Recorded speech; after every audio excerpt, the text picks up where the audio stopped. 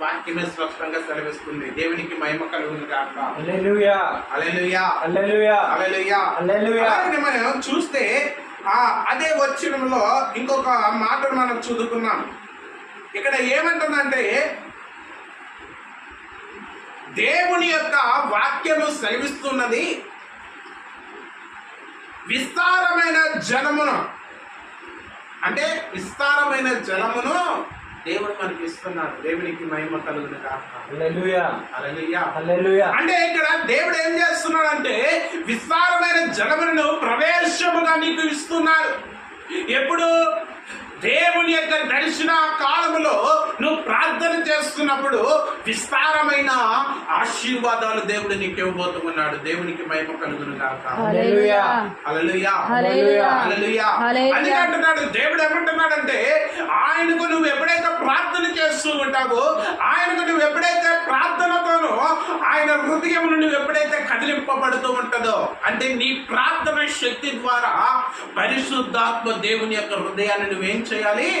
కదిలించాలి. దేవునికి మహిమ కలుగును గాక. హల్లెలూయా హల్లెలూయా హల్లెలూయా. ఎప్పుడైతే అది కదిలింపబడుతూ ఉంటుందో, దేవుని యొక్క వాక్యమును నువ్వు ఎప్పుడైతే తరచుగా వింటే, దేవుని యొక్క ప్రార్థన నువ్వు తరచుగా చేస్తున్నప్పుడు నీ ప్రార్థన దేవుని యొక్క హృదయాన్ని కదిలింపబడుతూ ఉంటది.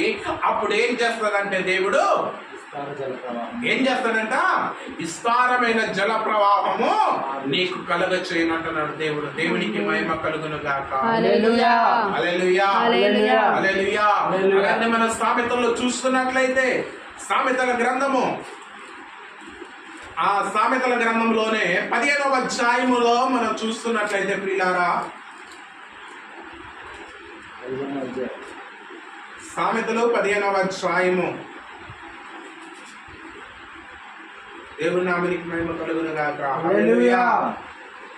15వ అధ్యాయము 8వ వచనాన్ని మనం చదువుకున్నట్లయితే, భక్తిహీనులు అర్పించు బలులు, భక్తిహీనులు అర్పించు బలులు యెహోవాకు హేయములు, యెహోవాకు హేయములు, యథార్థవంతుల ప్రార్థన ఆయన ఆలపించు ఆనందముగా ఆనందకరము.